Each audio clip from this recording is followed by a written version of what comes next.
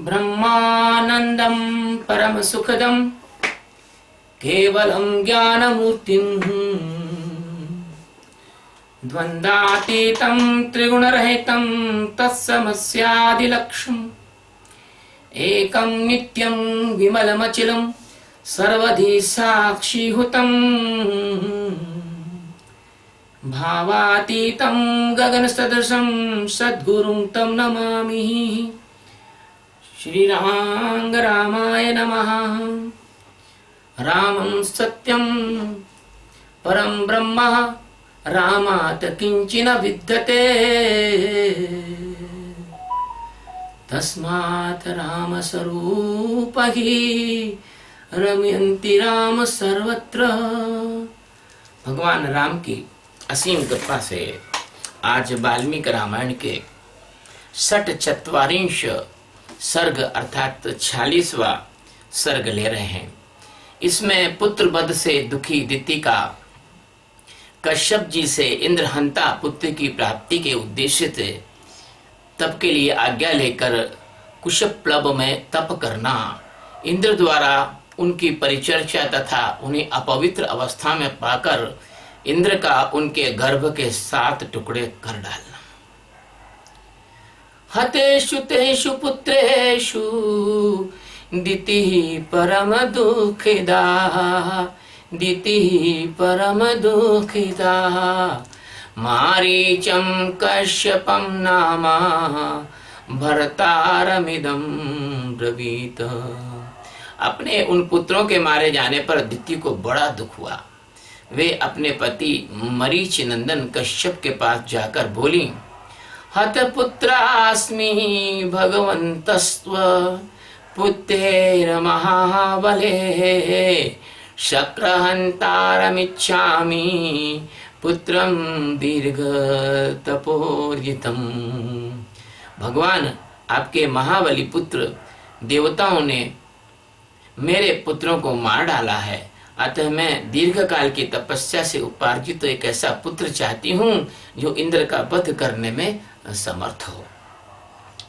साहं तपस्विष्यामि गर्भं मे दातुमहर्षिः ईश्वरं शक्रहन्तारं त्वमनुज्ञातुमहर्षिः। मैं तपस्या करूंगी, आप इसके लिए मुझे आज्ञा दें और मेरे गर्भ में ऐसा पुत्र प्रदान करें जो सब कुछ करने में समर्थ तथा इंद्र का वध करने वाला हो। तस्यास्तद्वचनं श्रुत्वा मारीचः कश्यपस्तदा प्रत्युवाच महातेजा दितिं परम दुखिताम्। उसकी यह बात सुनकर महातेजस्वी मरीचि नंदन कश्यप ने उस परम दुखिनी दिति को इस प्रकार उत्तर दिया। क्या बोले? एवं भवतु भद्रं ते शुचिर्भव तपोघने तपोधने जनयिष्यसि पुत्रं त्वं शक्रहन्तारमाहवे।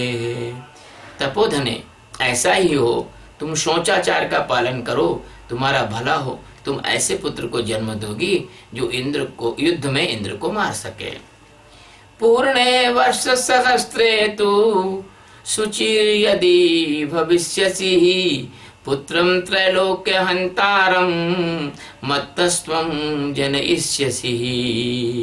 यदि पूरे 1 सहस्त्र वर्ष 1000 वर्ष तक पवित्रता पूर्वक रह सकोगी तो तुम मुझसे त्रिलोकीनाथ इंद्र का वध करने में समर्थ पुत्र प्राप्त कर लोगे।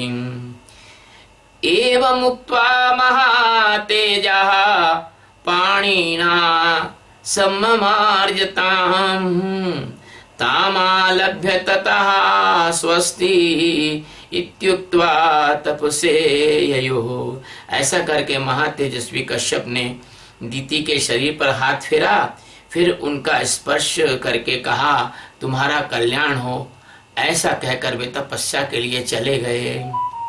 गते तस्मिन् नरः श्रेष्ठ दिति परमहर्षिताः कुशप्लवं समासाद्य तपस्ते पे सुदारुणम्। नरश्रेष्ठ, उनके चले जाने पर दिति अत्यंत हर्ष और उत्साह में भरकर कुशप्लव नामक तपोवन में आई और अत्यंत कठोर तपस्या करने लगी। तपस्तस्या हि कुर्वन्त्या परिचर्या चकारः सहस्राक्षो नरश्रेष्ठ परया गुण संपदा। पुरुष प्रवर श्री राम जी दिति की तपस्या करते समय सहस्त्र लोचन इंद्र विनय आदि उत्तम गुण संपत्ति से युक्त होकर उनकी सेवा टहल करने लगे हैं। इसमें दो बातें आई। एक तो स्त्री जब हट करती है तो पति को उसकी बात को मान लेना चाहिए, क्योंकि अगर वो पति उसको जो है सम्यक न्याय पूर्वक कोई बात कहे तो स्त्री उसकी बात को नहीं मानेगी। क्यों कि उसके पुत्रों का इंद्र ने वध किया, देवताओं ने वध किया, तो बदला लेने के उसके अंदर भावना उसकी दूषित है। भगवान ऋषि भी जानते थे और ऋषि ने उसको जो है गर्भ भी दे दिया, लेकिन ऋषि को पता था कि इसकी भावना पूरी इसलिए नहीं होगी कि ये अन्याय की मांग कर रही है और इस देवत्व को नष्ट करना इस सृष्टि के लिए ठीक नहीं होता, क्योंकि जो देवत्व है वही इस सृष्टि का संरक्षक है ना। तो जो इंद्र है वो सेवा करने लगे, क्योंकि इंद्र को तो मालूम था कि यार इसने ऐसा वरदान मांग लिया है और अगर इसकी तपस्या पूरी हो गई तो मैं तो खतरे में पड़ जाऊंगा। अग्निकुशान काष्ठमपः फलम मूलम तथैव चः नये वेदयन् सहस्राक्षो यच्चान्यदपि कांक्षितम्। सहस्राक्ष इंद्र अपनी मौसी दिति के लिए अग्नि, कुशा, काष्ठ, जल, फल, मूल अन्य अभिलाषित वस्तुओं को ला कर देते थे। वो तपस्या कर रहे थे, उसके लिए कंद, मूल, फल, अग्नि, उसको जो है हवन की सामग्री सब कुछ ला के देते थे, क्योंकि वो तो उनकी मौसी थी, यानी उनकी माँ की बहन थी। गात्र संवाहनैश्चैव क्षमापयनेस्तथा शक्र सर्वेषु कालेषु दिति परिचचारः। इंद्र मौसी की शारीरिक सेवाएं करते, उनके पैर दबाते, उनकी थकावट मिटाते, ऐसी ही अन्य आवश्यक सेवाओं को हर समय दिति की परिचर्चा यानी उनकी सेवा में लगे रहते। पूर्णे वर्ष सहस्त्रे सा दशोने रघुनंदन दिति परम संहृष्टा सहस्राक्षम यथा ब्रवीत।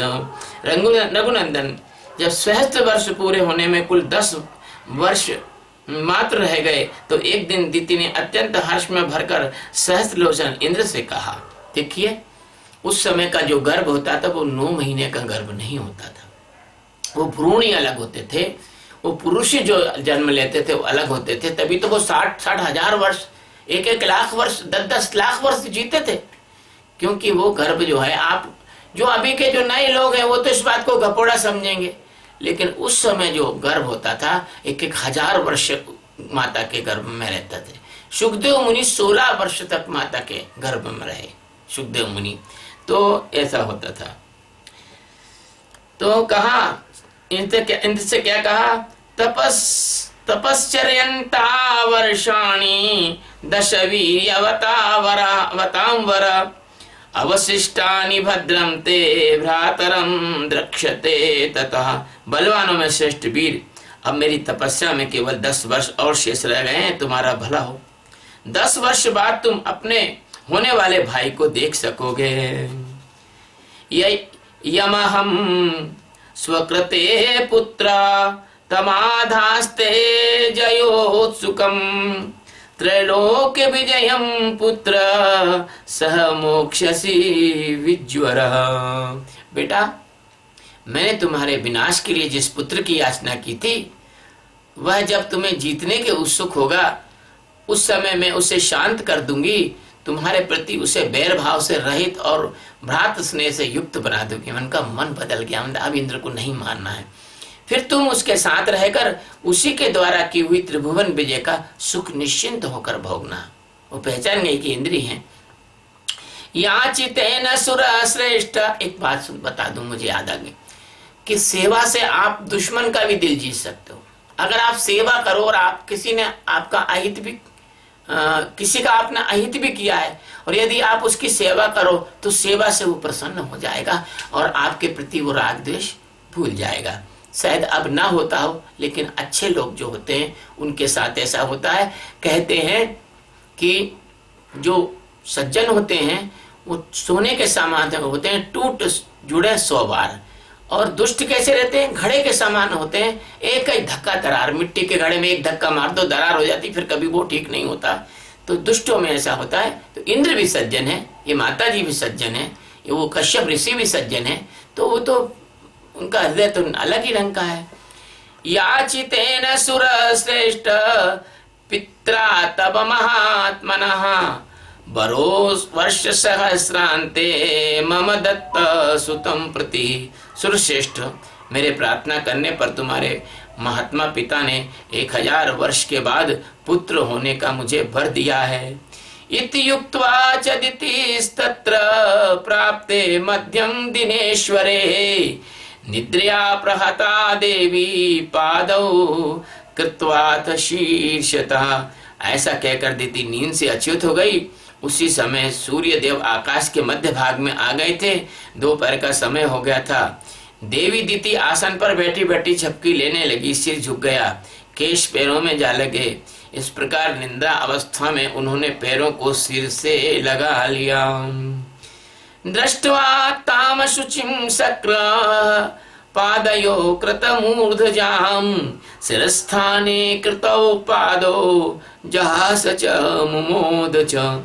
उन्होंने अपने केशों को पैरों पर डाल रखा था, सिर को टिकाने के लिए दोनों पैरों को ही आधार बना लिया था। यह देख दिति को अपवित्र हुई जान इंद्र हंसे और बड़े प्रसन्न हुए। जब अब सिर हम पैरों में लगा देते हैं और इस प्रकार की अवस्था रहती है तो ये ध्यान के लिए बैठने के लिए अच्छी अवस्था नहीं है, अपवित्र अवस्था है, अपवित्र आसन है। और विशेष रूप से स्त्रियां इस ढंग से जब बैठती हैं तो उनके बैठने के आसन ठीक नहीं है। आप लोग समझ जाओ, मैं नहीं बोलना चाहता हूँ।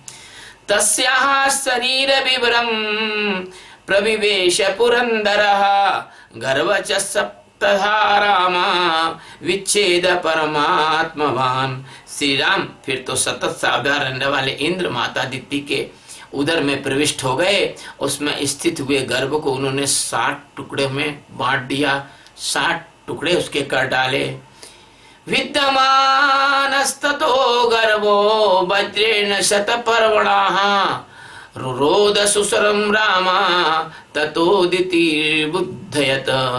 श्री राम उनके द्वारा 100 पर्वों वाले वज्र से विदीर्ण किए जाते समय वह गर्भस्थ बालक जोर जोर से रोने लगा। इससे दिति की निद्रा टूट गई, वे जाग कर उठ बैठी। 100 पर्वों वाले मतलब जो वज्र है उसमें 100 पंख वो लगी हुई हैं, धार हैं, 100 धार है ना। वो जाकर उठ बैठी। मारुद्रो मारुद्रेष्टि गर्भशक्रो अभ्यभाषतः विभेद च महातेजा रुद्यंतमपि बासवः। तब इंद्र ने उस रोते हुए गर्भ से कहा, भाई मत रो मत रो। परंतु महातेजस्वी ने रोते रहने पर भी उस गर्भ के टुकड़े ही कर डाले। न हन्तव्यमिष्टेव दितिरब्रवीत निष्पाततः शक्रो मातुर्वचन गौरवात। उस समय दिति ने कहा, इंद्र बच्चे को न मारो न मारो। माता के वचन का गौरव मानकर इंद्र सहसा उधर से निकल आए। प्रांजलिर्वज्र सहितो दिति शक्रो अभ्यभाषता अशुचिदेर विधि सुप्तासी पादयो कृतमूर्धजः तदंतरमहं लब्ध्वा शक्रहन्तारमाहवे अविंद सप्तधा देवी तन्मे तुम क्षन्तु महर्षि। फिर वज्र सहित इंद्र ने हाथ जोड़कर दिति से कहा, देवी तुम्हारे सिर के बाल पैरों से लगे थे, इस प्रकार तुम अपवित्र अवस्था में सोई थी। यही छिद्र पाकर, यही कमी पाकर मैंने इंद्रहंता बालक के 60 टुकड़े कर डाले हैं। इसलिए माँ तुम मेरे इस अपराध को क्षमा करो। इस प्रकार से ये कथा पूरी होती है भगवान की कृपा से। और इस कथा के सारा जो इसका श्रेय है, इसका जो फल है, इसका जो विधान है वो भगवान के श्री चरणों में अर्पित है। और आप लोगों के लिए ये कथा हमने कही। इत्यार्षे श्रीमद् रामायणे वाल्मीकि आदि काव्ये बालकांडे षट्चत्वारिंश सर्ग। इस प्रकार श्री वाल्मीकि निर्मित आर्ष रामायण आदि काव्य के बालकांड में 46वां सर्ग पूरा हुआ। श्रीमन्नारायण नारायण नारायण, श्रीमन्नारायण नारायण नारायण। भगवान श्री राम की जय। शिवोहम।